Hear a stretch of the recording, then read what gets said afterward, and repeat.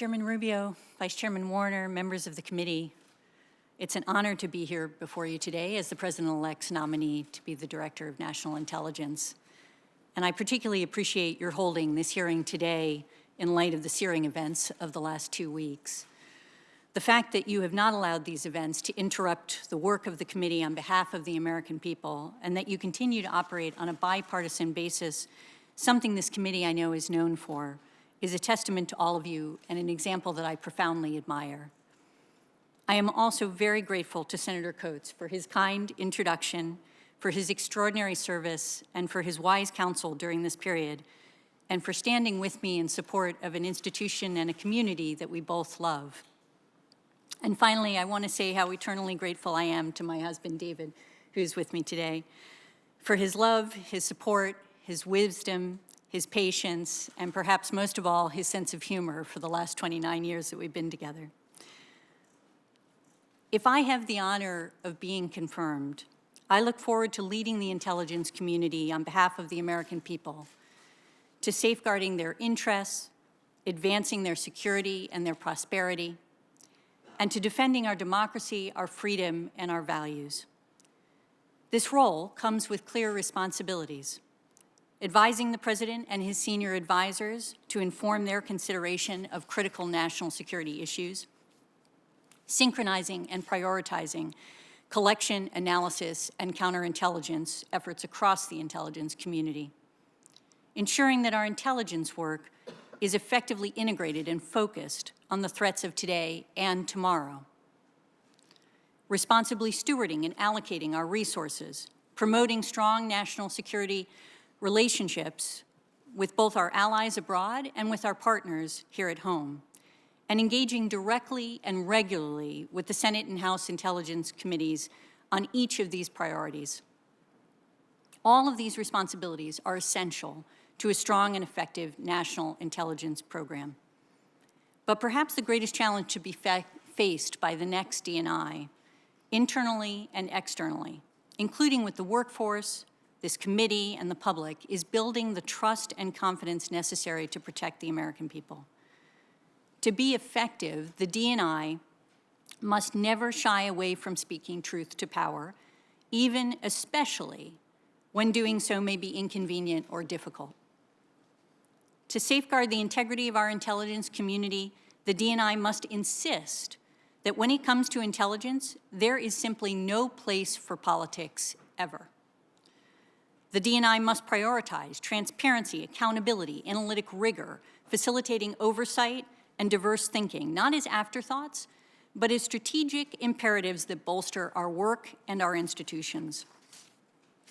And to be trusted, the DNI must uphold our democratic values and ensure that the work of the intelligence community, mostly done in secret, is ethical, is wise, is lawful, and effective.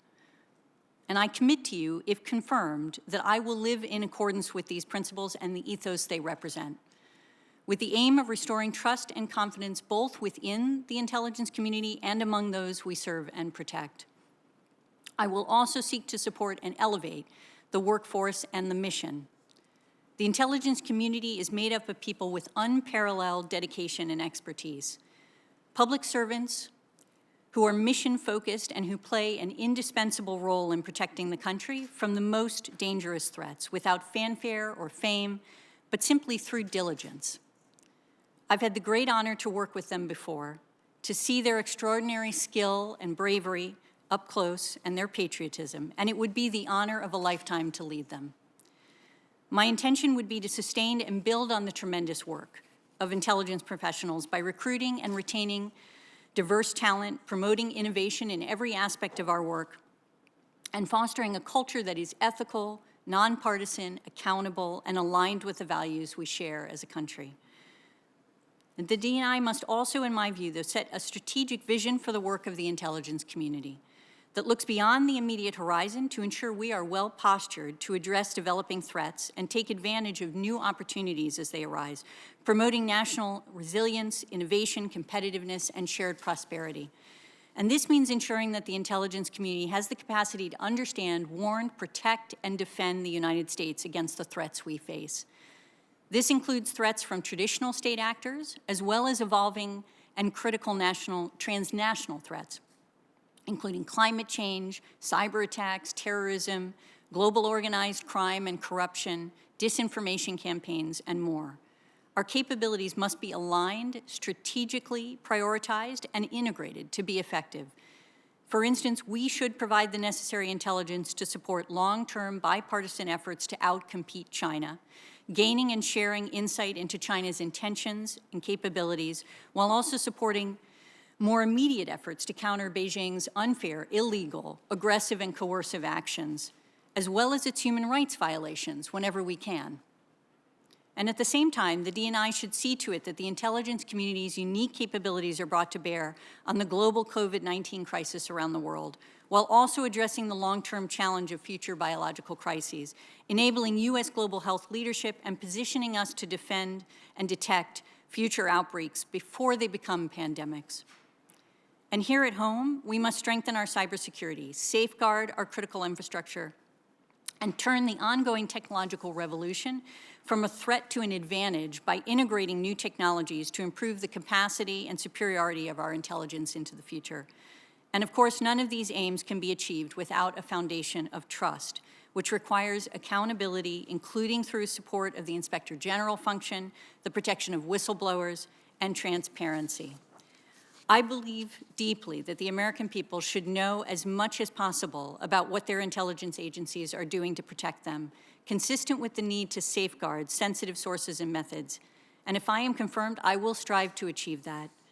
Mr. Chairman, Mr. Vice Chairman, members of the committee, if afforded the opportunity to serve as the Director of National Intelligence, I vow to be a true partner to you, to respect your critical oversight role, and to cultivate a relationship of trust.